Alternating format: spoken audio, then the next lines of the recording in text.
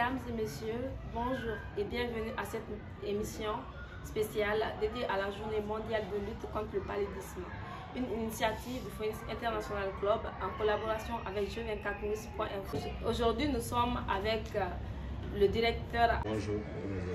Merci d'avoir accepté notre invitation. Pouvez-vous vous présenter à nos chers téléspectateurs?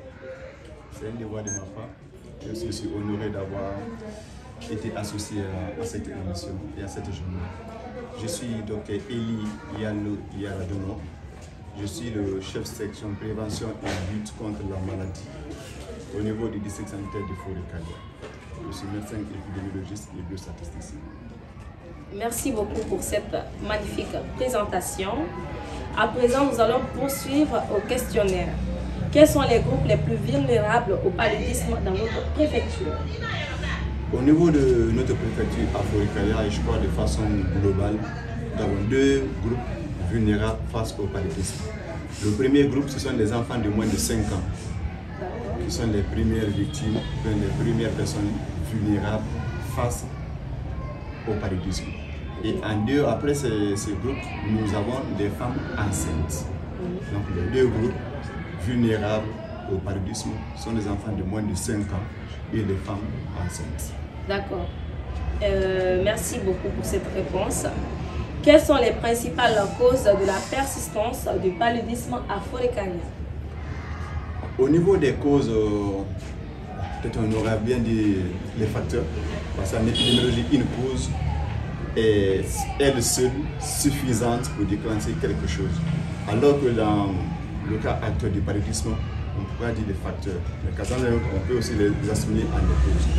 En fait, plusieurs facteurs justifient aujourd'hui encore la persistance du paludisme dans notre préfecture.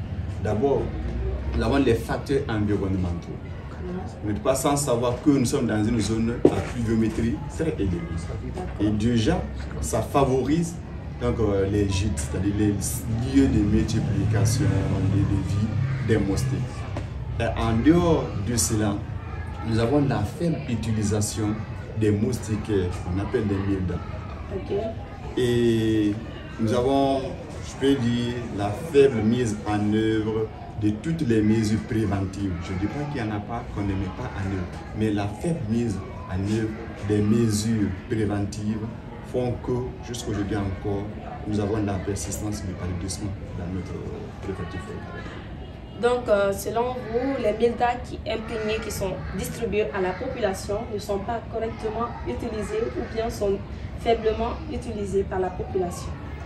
Oui. Vous savez, la distribution est un élément et l'utilisation est un autre.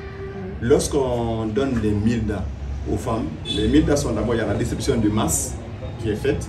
Après, il y a la distribution des routines.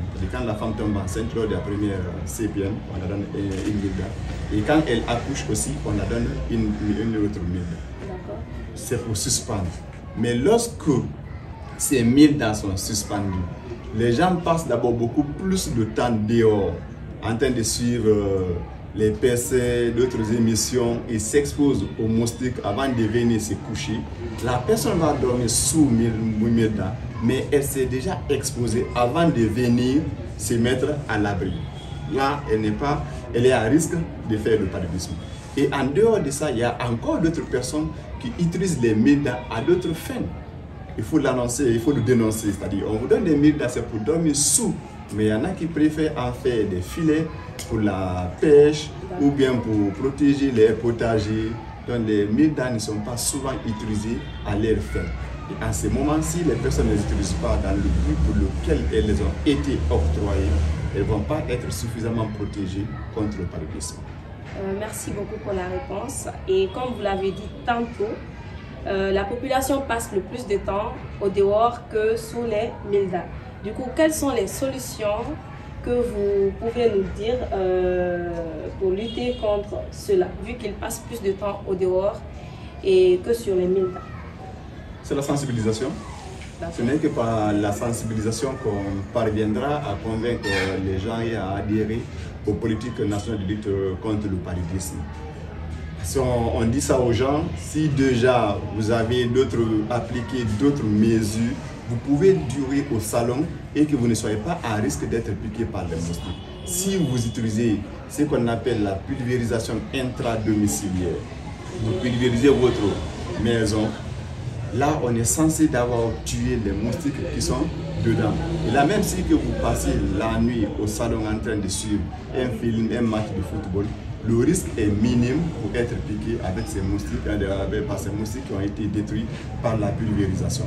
Et si tel n'est pas le cas, nous suggérons aux gens de limiter surtout la veille au niveau des enfants qui constituent les couches les plus vulnérables face aux expositions du paludisme. Et aussi, les gens font des activités champêtres ou bien d'autres activités où ils passent beaucoup plus de temps aussi en brousse la nuit. Et ça peut être dû aux activités à leur réveillement. Et là aussi, on les demande de réduire, on ne va pas dire d'annuler. Par exemple, les gens qui vendent dans les rues, au niveau des marchés, ils ne rentrent que vers 23 et vers 0. Vous verrez qu'ils ont des enfants qui sont à risque, qui sont couchés à côté, au moment où elle est en train de vendre. Et c'est après avoir tout vendu, les moustiques ont piqué l'enfant, qu'elle va ou bien il va prendre maintenant cet enfant pour rentrer à la maison.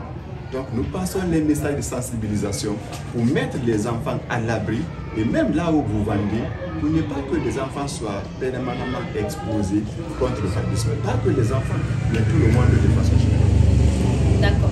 Chers téléspectateurs, avant de poursuivre nos questionnaires, j'aimerais d'abord remercier nos partenaires, à savoir Alliance des dirigeants africains contre le paludisme, ALMA, PNLP, AMSI. Monsieur, quelles sont les principales causes de la persistance du paludisme à Fort-de-Calais? En matière de causes, comme on venait de parler de ça un peu tôt, on avait déjà parlé d'abord des facteurs environnementaux liés à la pluviométrie. Nous sommes dans une zone où il pleut beaucoup. Donc à chaque fois qu'il pleut, ça développe les gîtes, là, les gîtes qui sont un milieu de vie, de prolifération des moustiques. Et nous avons aussi l'insalubrité. Vous savez, souvent aux alentours de nos maisons, nous avons des boîtes, les seaux, les pneus. Et à chaque fois qu'il pleut, il y a de l'eau qui reste dans ces récipients et qui vont servir aux moustiques. Et je vous disais aussi, il y a la faible utilisation des milles aux bénéficiaires qui sont les populations. Il y a la faible application des mesures préventives au niveau de nos communautés. Et tant que ces facteurs ou bien ces causes sont telles comme on est en train de les décrire, on aura du mal avec le paludisme. D'accord. Quels sont les moyens mis en place par la direction préfectorale de la santé pour lutter contre cette maladie? Avec l'appui de nos partenaires et sous les directives du programme national de lutte contre le paludisme, nous avons un certain nombre de moyens mis à notre disposition au niveau de notre district dans la lutte contre le paludisme. Le premier moyen d'abord, c'est la sensibilisation. Parce que même si on va donner tous les autres moyens, si les gens ne sont pas sensibilisés, ça ne va servir pas à grand chose. Donc nous passons par les sensibilisations, que ce soit au niveau de la radio rurale que nous avons ici, nous faisons les messages, mais aussi les émissions interactives dans les langues du terroir pour que les gens puissent être informés sur les stratégies, les mesures préventives contre le paludisme. Et après cela, nous avons dans les communautés ce que nous appelons les RECO. Et les RECO, dans leurs activités, lors des visites à domicile, et aussi passent les messages de sensibilisation sur l'utilisation des milles. Et autre chose qui est mise à notre disposition par l'État via le programme national de lutte contre le paludisme, c'est les milles. Et aujourd'hui, les milles sont obtenus gratuitement. Il y a des distributions de masse, il y a la distribution des routes. Et bien de tout ceci là, nous avons aussi la gratuité de la prise en charge du paludisme, du diagnostic jusqu'à la prise en charge. Le paludisme, en ce qui concerne les molécules qui entrent dans la lutte contre le paludisme, ces dernières sont gratuites. D'accord, merci beaucoup pour cette réponse. Avez-vous des statistiques récentes sur l'évolution du nombre de cas de paludisme au cours de ces dernières années? Oui, nous avons quelques statistiques. Je vais vous donner les statistiques au niveau de notre district pour l'année 2024. Nous avons eu 60 836 cas confirmés du paludisme, dans notre district. Et la source, c'est le DHSV, c'est la plateforme qui héberge les données sanitaires. Il y a eu 14 décès, soit une létalité de 2 personnes pour 10 000 habitants. Et pour l'année 2025, de janvier jusqu'au maintenant là, c'est-à-dire jusqu'au mois de mars, disons-le, que les données sont saisies, nous avons 14 597 cas qui ont été confirmés de paludisme dans notre district, avec 4 décès, donc soit une létalité de 3 personnes pour 10 000 habitants. Donc nous voyons que ça a pris de l'ampleur et que votre localité fait du mieux pour... Quel rôle des campagnes de sensibilisation sont-elles régulièrement menées? Les campagnes de sensibilisation de masse, je dirais pas comme telles. Nous avons néanmoins d'autres stratégies de communication sur le paludisme. Lors des cliniques mobiles, avec l'appui de nos partenaires, nous passons des messages dans les zones qui ont une incidence plus élevée dans notre localité sur la prévention et la prise en charge du paludisme. Et lors des visites à domicile, des recours dans nos communautés aussi, ils passent les messages de sensibilisation sur le paludisme. Et aussi nous tenons les émissions au niveau de la radio sur la prévention sur le paludisme. Et même au niveau de nos formations sanitaires, les agents ont des thèmes de communication et parmi les thèmes, on regarde ce qui prévaut au niveau de la structure, comme le paludisme, la vaccination. Donc les agents choisissent une thématique, et généralement le paludisme vient en tête, pour la sensibilisation des parents qui viennent avec les enfants sur les mesures préventives, mais aussi la prise en charge précoce des cas de paludisme. Quel est leur impact? L'impact, je peux dire que l'impact est positif. Parce que quand bien même, les chiffres que nous avons donnés, oui, aujourd'hui on parle encore de 60 000. Mais si vous revenez en arrière, dans les années 2017, 2018, 2019, vous verrez qu'annuellement, on pourrait avoir jusqu'à 80 000 cas, on pourrait avoir jusqu'à 75 000 cas.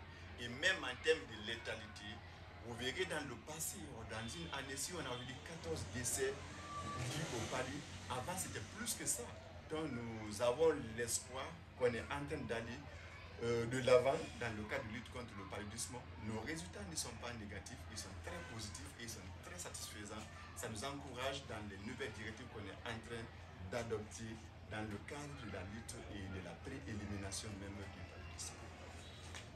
Le personnel soignant de Forécaria est-il suffisamment formé pour la prise en charge des cas de paludisme?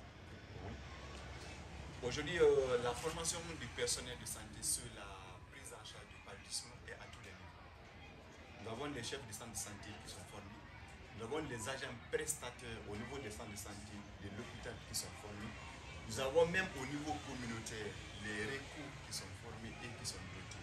Et nous avons même les structures privées, les prestataires des structures privées ici qui sont formés. Et nous avons même les garnisons militaires, c'est-à-dire les infirmeries des camps militaires qui sont formés, qui sont dotés dans le cadre de la lutte contre le paludisme. Donc la formation est à tous les niveaux, au niveau communautaire, au niveau des formations sanitaires publiques, privées, jusqu'au niveau de l'hôpital préfectoral. Nous avons la formation de nos agents prestataires. Merci beaucoup pour cette réponse. Comment la communauté locale peut-elle contribuer efficacement à la lutte contre le paludisme? Je crois que le succès, la victoire dans la lutte contre le paludisme repose sur la communauté. Toute activité de santé et même de promotion de santé que vous faites, le succès réside au niveau de l'engagement et de l'adhésion communautaire. Plus une communauté adhère à une stratégie, plus la victoire est éminente.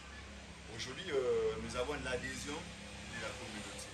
Comme je le dis, c'est vrai, il y a encore des points à améliorer, mais dans l'ensemble, il y a une bonne adhésion aujourd'hui des communautés dans le cadre de la lutte contre le paludisme. Parce que quand vous voyez les femmes déjà qui viennent pendant la grossesse, au niveau des centres de santé, ça déjà c'est une adhésion. Quand vous voyez les femmes qui viennent avec les enfants qu'ils ont accouchés pour bénéficier de la MILDA, ça c'est une adhésion. Si vous avez des activités de distribution de masse, des moustiquaires dans lesquelles la communauté est impliquée, les autorités, les élus locaux sont impliqués, ça c'est une adhésion. Et je crois avec cette adhésion, avec cet engagement communautaire, nous irons de l'avant et nous atteindrons nos objectifs. D'accord. Le système de surveillance épidémiologique est-il suffisamment efficace pour détecter les foyers de paludisme à Forêt-Carrière? Bien sûr, l'efficacité d'un système de surveillance repose sur un certain nombre d'éléments. On va parler de l'acceptabilité, mais de tout ce que je vous ai dit déjà, on sait que l'acceptabilité de la population dans le cadre de la lutte contre le paludisme est très grande, mais aussi on peut parler du coût du système. Et aujourd'hui, le coût avec le paludisme, il est gratuit. Donc le coût n'est pas élevé. Vous ne voyez pas quelqu'un qui va vous dire qu'il faut payer 200 000, 500 000, 1 million pour la prise en charge du paludisme. Et donc si le coût est acceptable, c'est déjà un élément qui entre dans l'efficacité du système de surveillance. Et en dehors de ça, nous avons la réactivité. Nous avons déjà, dès qu'un cas est là, toute la chaîne est déjà informée, on sait comment détecter un cas suspect, on sait comment, une fois qu'un cas suspect est détecté, comment avoir la confirmation, et une fois que le cas est confirmé, on connaît les protocoles de prise en charge, le personnel est formé et nous avons la disponibilité des intrants. Donc, je peux confirmer au retour pour dire que oui, le système de surveillance épidémiologique du paludisme au niveau de notre district Forêt-Carrière est efficace et il est aussi performant. Encore une fois, merci beaucoup pour votre réponse. Quelles sont les difficultés rencontrées sur le terrain dans la lutte contre le paludisme? Les difficultés que nous rencontrons sont à plusieurs niveaux.